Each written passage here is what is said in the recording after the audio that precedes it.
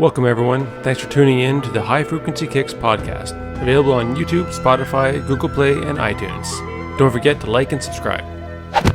What are we talking about today? We were going back and forth trying to discuss what to talk about, and we kind of landed on talking.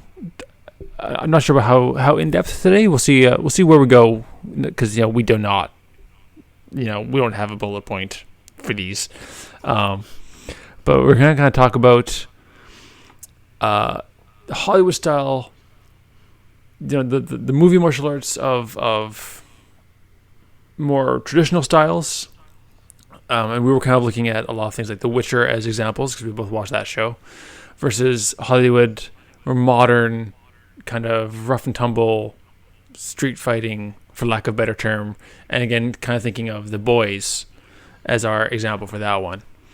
Those aren't the only ones we'll stick to for examples. We can obviously branch out other things, but that's kind of where our brains went when we were thinking of what to talk about today, and just kind of comparing Hollywood traditional martial arts versus Hollywood modern. This is kind of your idea. You kind of kicked this one off.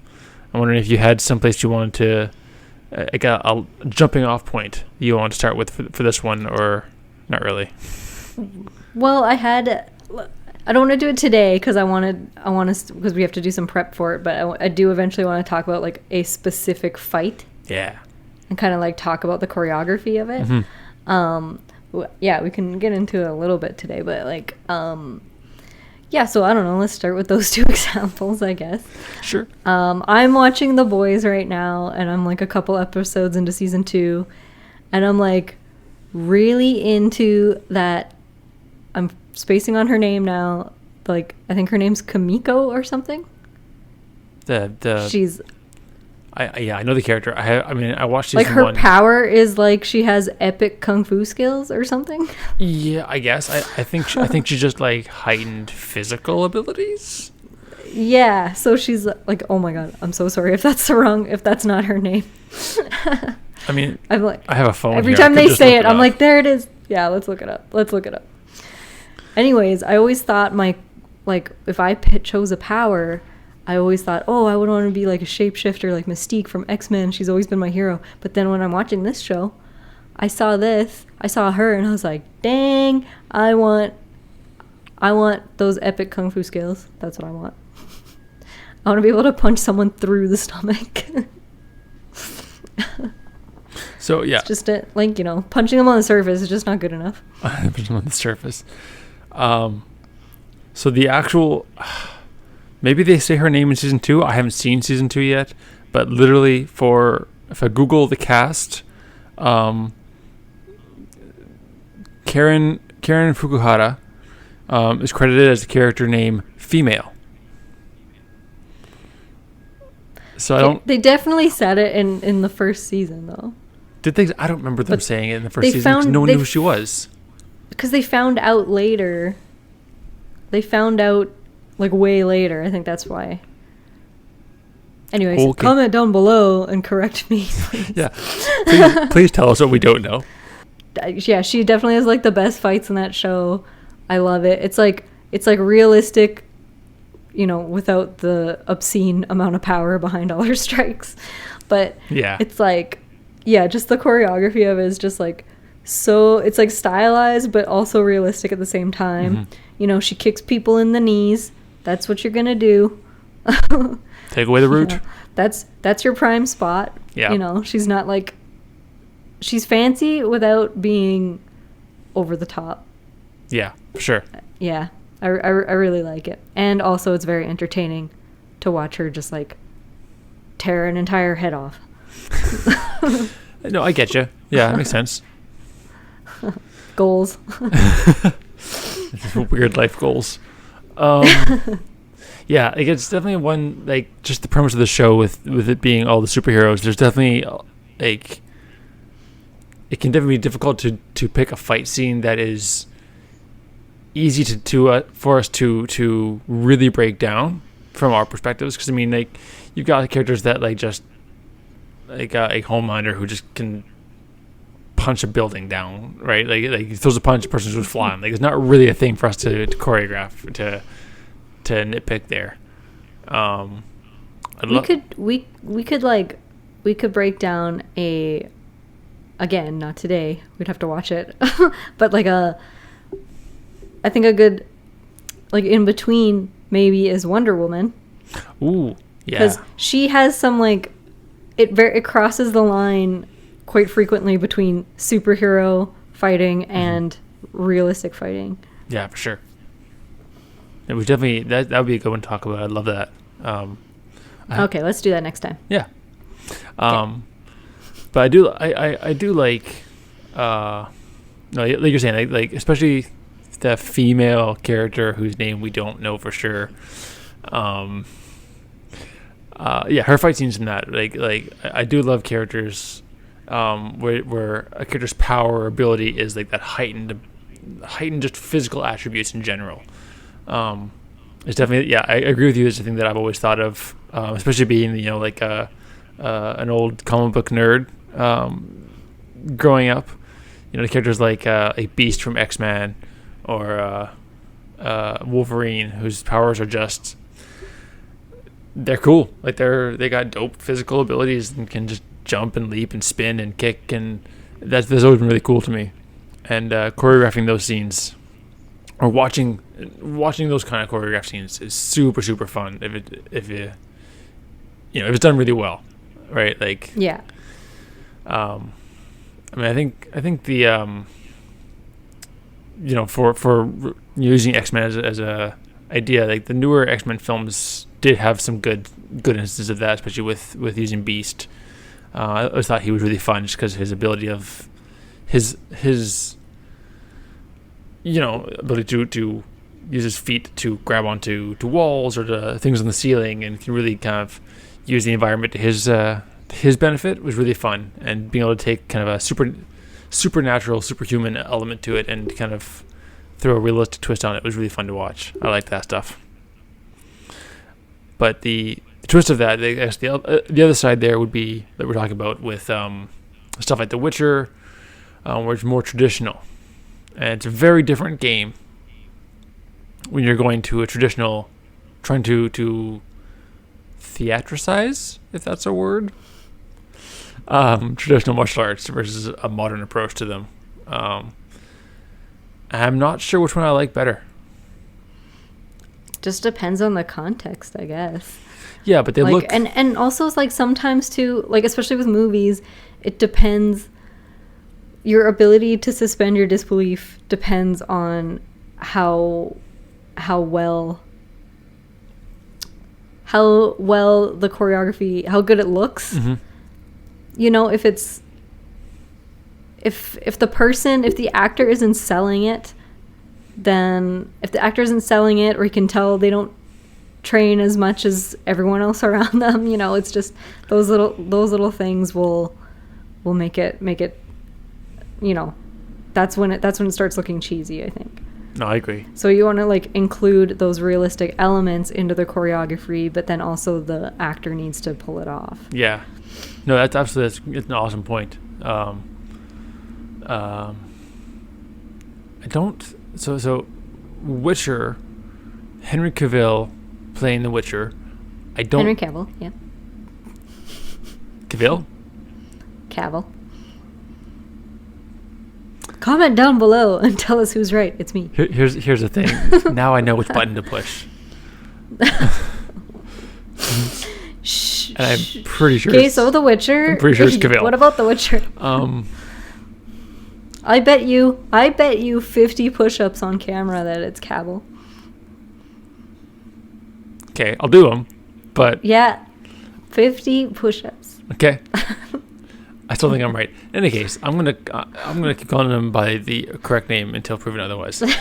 But I don't think I don't know that he's actually done any martial arts. I think he's just an actor. I might be wrong. I don't know if he's actually done martial arts or swordplay. I would be curious to know if he has. But he definitely sold the character that he was playing of The Witcher, of who's Geralt. Yeah, Yeah, he has done quite a bit of fight training for Superman, obviously. So I guess so, yeah. he like already has that background, and then, but with him, I noticed like it's very, especially because he's like a bigger guy. Obviously, it's like it's the movements are very exaggerated. Mm-hmm. Like his style is very exaggerated, and like although believable, also over the top. Yeah. At the same time, if that makes sense. It does. It absolutely does. Okay. I actually watched a little while ago. I watched because I mean, Witcher is set in a kind of European medieval fantasy world, and so some of the weapons aren't ones that I'm familiar with. You and I do Eastern martial arts. So I watched a video of a what's the name of it? Hema, historical European martial arts expert, breaking down that opening, that big scene in the first episode of Witcher where he's walking through the town with his sword, and there's like the 5 or 8 guys, whatever, that attack him, and breaking in that scene and looking at it from an accuracy perspective. It was really, really interesting. Obviously, there was a lot of elements that were played up, like you're saying, and made exaggerated for the purpose of storytelling. But it's actually really cool having this guy talk about, this guy who knows the history of European sword fighting and those kinds of techniques, talking about the elements of it that were accurate, and like the way he was holding his sword being, having notes about it being accurate, and things from history saying that this is actually how people did hold their swords. And it was just really interesting breakdown of what parts of it were accurate, which parts of it were theatricized and exaggerated for the purpose of. But also, I'm going to, halfway through the episode, I'm going to change this because I realized that I am professional. I know what I'm doing. I just wanted everyone to realize how much better at the camera I am than you. I want to go back to, I am still unpacking, evidenced by boxes beside me here. Oh, yeah. I am still unpacking. So, yeah. That's all I got. That's my excuse. Anyways, moving on. It's a really cool scene. That one is where he's got the 8 guys coming up, and it was like one, I can't remember now because it's been a while since I've seen the episode, but it felt like it was like one shot.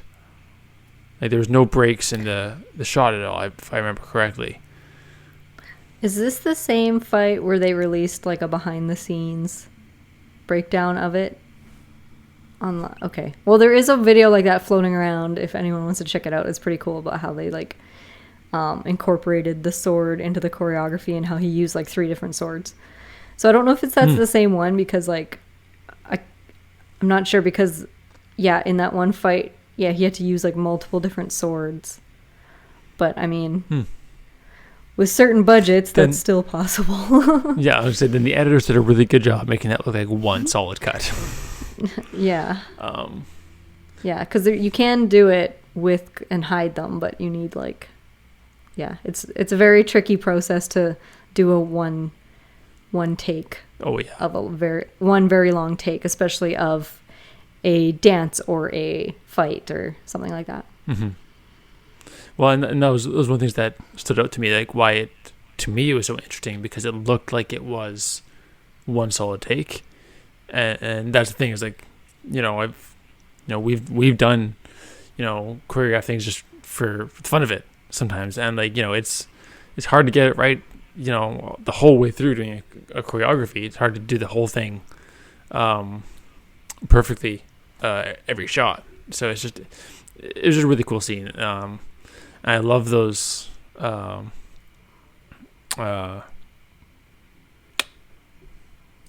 Train of thought derailed. What about something really crazy, like 2 that come to mind as far as like over the top Hollywood fight scenes are the big like the crazy 88 scene in Kill Bill. Yep. So that one's ridiculous. And then also the one in the trees in Crouching Tiger, Hidden Dragon. Man, those are like 2 fight scenes that have always stuck with me because they are so fun and entertaining to watch, but they are so not real. Yeah. But they're still like, I don't know, just the delivery of it, the execution was just like so amazing. So the one that stands out to me because I remember watching, I was a huge fan of these films in high school. I remember watching this one, I don't know how many times, when it came out. So the second Matrix film, Matrix Reloaded. Okay, I can't remember that at all. There's the scene, basically the same thing you're talking about, where like scene where Neo walks it, he's talking to the Oracle in the park, whatever, and she leaves, and then the Agent Smith shows up, and then another one, and then there's like 100,000 Agent Smiths attacking him in this park, and he's just like, oh, okay, oh, I do have a vague memory of that. He's just like, okay, soloing this army of people, and again, this is the Matrix, so this is a excessively over the top version of it. He's in a computer world, and he's got root access to this computer world simulation and can change the rules as he sees fit. But I remember that one, and my buddy Daniel, when we were kids, he and I just loved those films. We loved that scene, and that's the one that stuck with me the most from my childhood. Of just a bunch of guys coming at you and grabbing, they go take a metal like street pole or like a street sign, whatever, and it was like waving that around as a staff. Same idea as the Kill Bill one, or the God, I can't remember the Crouching Tiger scene anymore. I've seen the movie not that many times, and it's been a long time. They're like floating in the trees and bouncing off the leaves, and it's like, it's very beautiful, but also very weird because they're bouncing off these big leaves. Sure. I need to watch that. And then they like fly past each other and like sword, and then they go like keep going. That's a pretty awesome film. I love that element of the Chinese martial arts storytelling versus the Americanized versions. Are probably my favorite. I like them more. I like the like you compare the that scene from Crouching Tiger versus the Kill Bill or the Matrix, and the over-the-top surrealism that the Chinese filmmakers put into their martial arts, crazy fight scenes. It has a different feel to it. I think I lean more towards that style of choreography. I think it's because they do it more from a perspective of like, this is an art, sure, rather than a lot of American films are like, let's just make this as ridiculous as possible so it's very, very entertaining and perhaps shocks people and that kind of thing. No, I agree. Whereas the stylistic fights in many Chinese movies are like, they're very artistic and beautiful and that kind of thing. Well, that's a good point. I mean, remember 2 podcasts ago, we're talking about Jackie Chan, and I mentioned that his background is largely also in theater, because a lot of the old Chinese theater, which came into modern day wushu and Chinese martial arts and use in film is very heavily based off of it's got its origins in that in Chinese opera, where it's very focused on the gymnastics, and the martial arts, as opposed to westernized opera and theater. Like a dragon dance. You ever seen the dragon dance guys, where they they have one that like the guy kicks up and he's holding the other guy, and then they do all their crazy things. It's all like if the dragon wasn't there, they'd be doing this crazy workout and you have no idea. Like it's just like the one guy, he lifts him up and the guy jumps whatever, and he's on his shoulders and he's on like a pole with a pedestal on it, and then the other guy jumps up, and there's just all kinds of weird things that you don't see because they got the dragon on top of them. But the same thing, it all comes from that, and it's all very theater and story based. So yeah, no, that's an excellent point. Because yeah, like I said, I love my Matrix films. I love Kill Bill, and they just over the top, just action for the sake of it. But I like a good story. Yeah. And I really feel like it can be like fight scenes and fight choreography can be underutilized as a narrative element as opposed to just a fight element. If that makes sense. Yeah, I think that's what makes it cross over into more of an art rather than a fight scene. Yeah, like this scene is doing more. There's more science behind it in the in the script. Yeah. Like as far as building up the script, there's more science behind having that fight scene there in some movies versus, your typical Kill Bill type movie, right? Yeah. No, I absolutely get you. I mean, you can definitely tell. There's a skill to being able to. There's a skill to being able to tell a narrative without words. Right, like you can do that in a lot of ways. It doesn't have to be martial arts per se, but for the sake of our argument, right? Like, I mean, you can tell a lot about. If you have a fight scene and there's, you have two combatants, but there's, the world around them that they're interacting with, and what's happening in that world, and how the combatants interact with it, and where their priorities are. Is one person, paying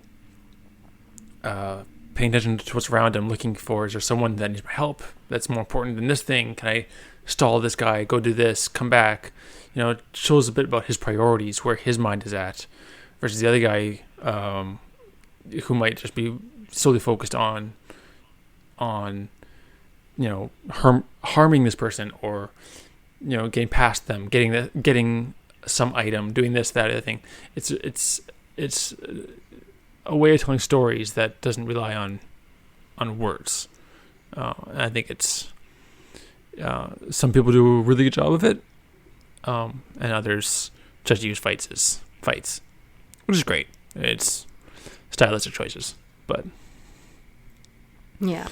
I've been watching. I'm trying to get you to watch it, but it's hard to find. But I'm watching Warrior, which is a super good show. And I think once we both watch that one, I'd love to do an episode on that, because it's all set in the 1870s in San Francisco.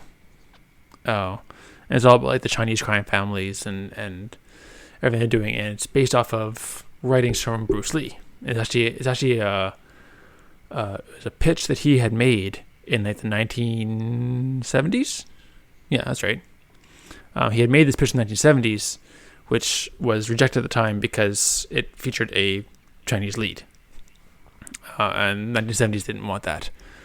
But it's being done now by Bruce Lee's daughter and a bunch of other people who are making sure that it's true to Bruce Lee's initial vision of a Chinese lead and all these things.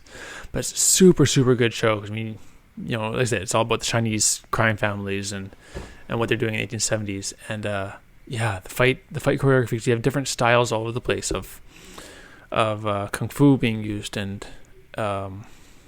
different settings and environments. And you have, sometimes they're out in the middle of, because it's still the 1870s, so there's the Wild West element to it, where they're out and they got the whatchamacallit, just banditos, the bandits coming around with their guns trying to just rob people, versus the traditional martial artists, versus there's a really cool thing with the police in San Francisco are a lot of Irishmen, so they have the Irish guys doing their kind of boxing versus the Chinese guys doing their kung fu, and it's just a really, really neat mix, and I love seeing it. It's just really cool seeing, like, at the end of the day, a punch is a punch. It doesn't differ a lot, but how you throw that punch, and if you're throwing it like a boxer versus a kung fu practitioner versus a guy who doesn't know anything and just throwing a wild haymaker, it's just very interesting how they've played with the different styles and attached the styles and the way they fight to the characters and their ethnicities and it's really, really fun. That's awesome. Yeah, I look forward to watching it. It's like, that's a really good example of, using the fight to tell a story. Yeah. Is that this guy fights, like, watching people's different characters fight styles. Mm-hmm. Mm-hmm. Yeah, so it's like representative of them. Yeah, and they do a good job too of like there's characters that fight that maybe a little older, they got some injuries, they don't downplay the injuries. This guy doesn't, he walks with a limp, he walks with a cane. Well, he's using that cane, and that's why he's swinging around. He's not going with his fists. It's just fun seeing how they've done that, and then the political drama all around it is also a cool thing. But that's just storytelling at that point. But it's all really good. That reminds me, I had like last summer, I was doing a seminar, and one of our little assignments in the seminar was we had to like improv a fight. Okay. And I had hurt my ankle like the previous day because it was a 2-day seminar, and I had hurt my ankle the previous day. So I had it like wrapped up in, one of those, like a tensor. And then, so what me and my partner did was create a scene with like I'm a disabled person using a cane. Oh, absolutely. That's awesome. So we had a cane lying around, so like used it as a prop, right? And like I was kind of limping, so I'm like, okay, I only really have this one leg to use, so that's what my character's gonna use. And yeah, so that's some of those working within that boundary gave us our story. That was really cool. It was awesome use of that. I think I know which seminar that is, and I'm really upset that I missed that one. You should be. Yeah.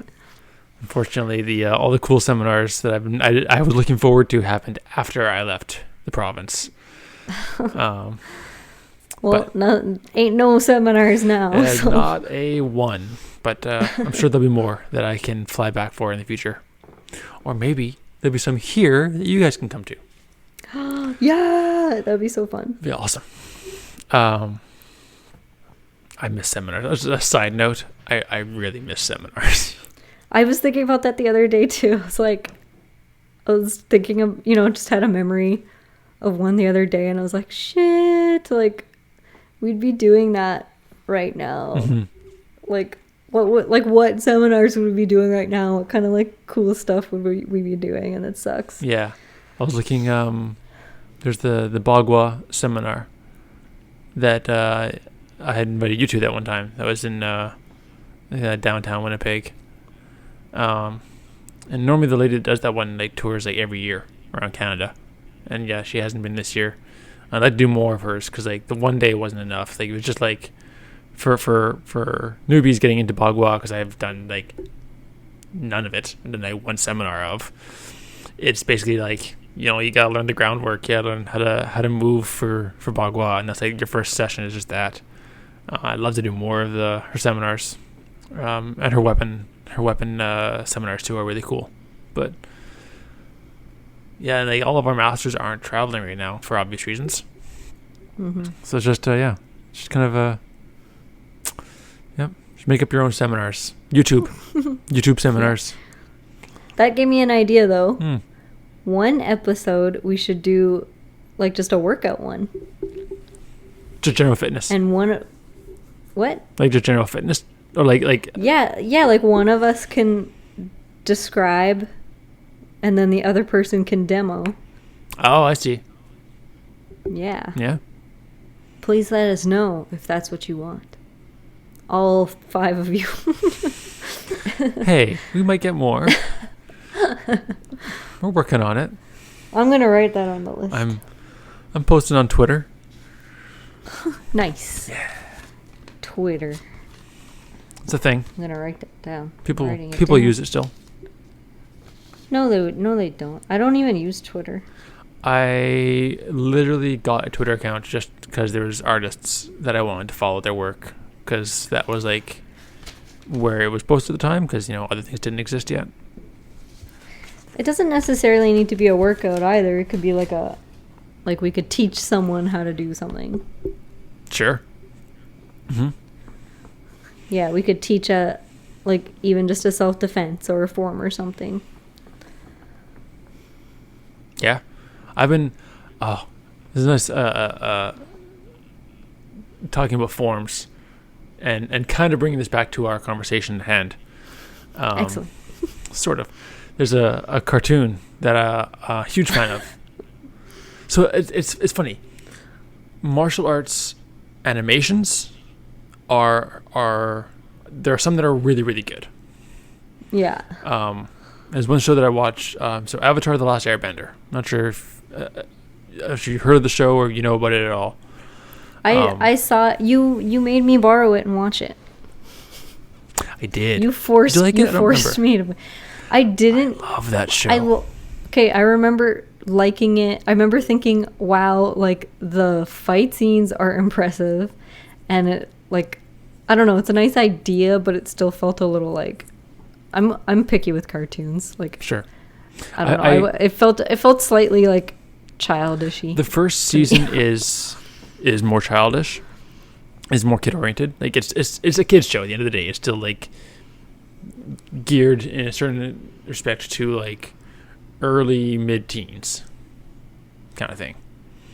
And so the first season definitely shows that. Later on, it definitely has more adult themes or things that adults can really get behind. It's really good because it deals with a lot of really heavy subject matter. It does deal with death and slavery and oppression and a lot of things that are good for kids to learn.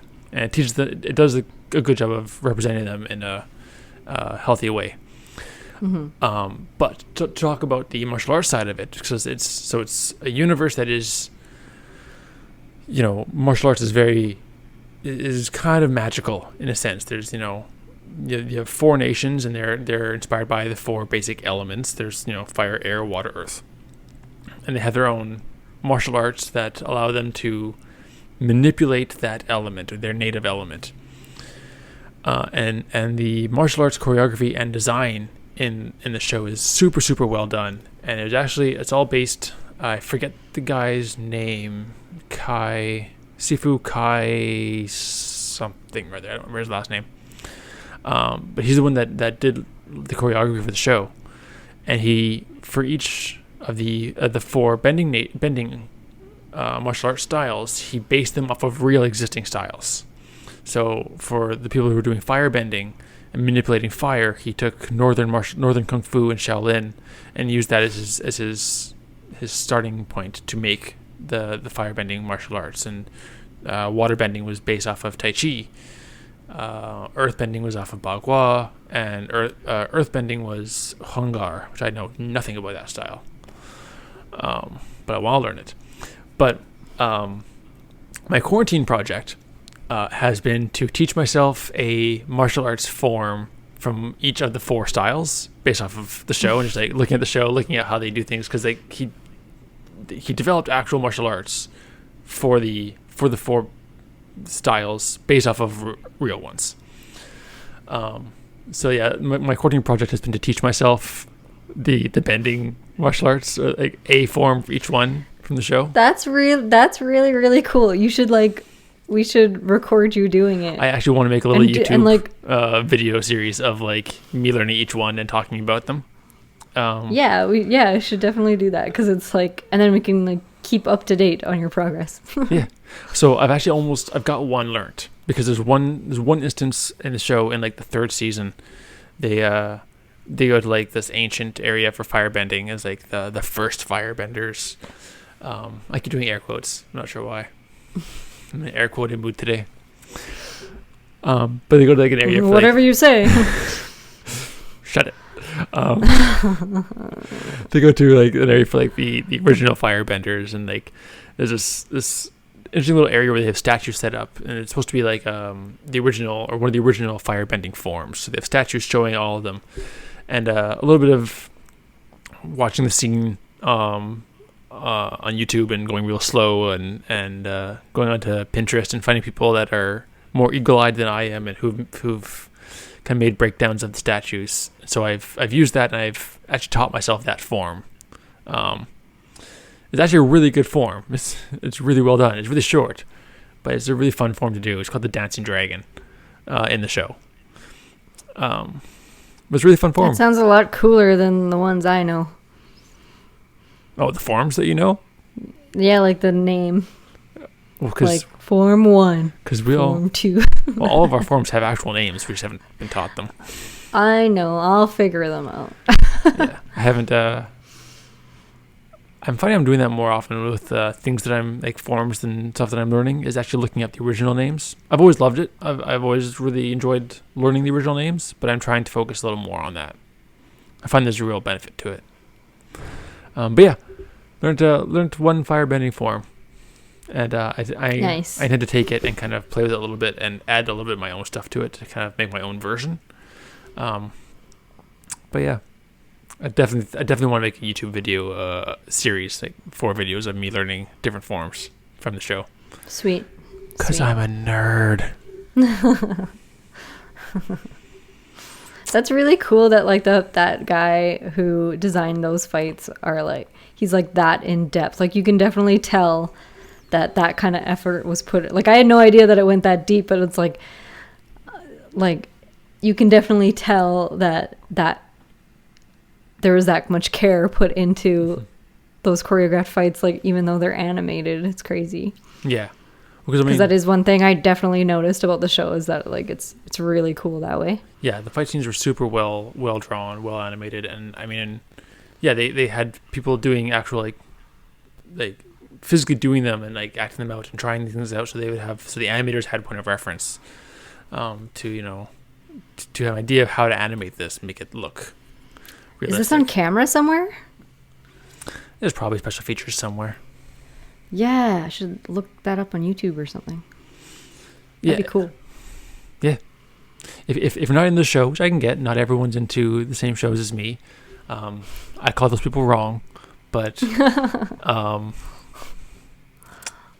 If nothing else, the choreography and kind of that history element to what went into developing the choreography and the martial arts of Avatar, The Last Airbender, is really, really good. You know what we should do? Because they did make I hate to admit it because I genuinely pretend it doesn't exist, but they did make a live action movie for The Last Airbender.